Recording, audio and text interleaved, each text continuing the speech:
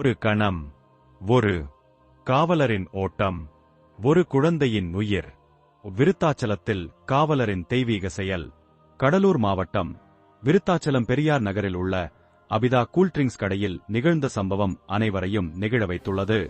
தனது 1 வயது குழந்தையுடன் டீ குடித்துக் கொண்டிருந்த பெண் ஒருவர் கண் இமைக்கும் நேரத்தில் திடீரென குழந்தை சரிந்து கீழே விழுந்து மூச்சில்லாமல் சுயநினைவு இழந்தது.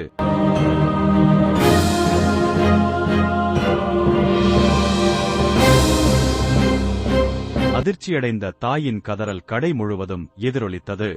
ஆனால் சுற்றியிருந்த பலர் அதிர்ச்சியில் உறைந்து வேடிக்கை பார்த்துக் கொண்டிருந்தனர்.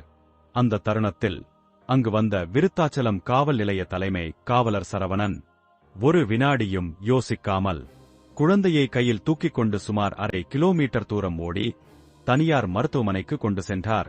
மருத்துவர்கள் உடனடியாக அளித்த முதலுதவி சிகிச்சையால் குழந்தை மீண்டும் உயிர் பெற்றது. அந்த ஓட்டம், அந்த துணிச்சல் ஒரு குடும்பத்தின் எதிர்காலத்தை காப்பாற்றியது.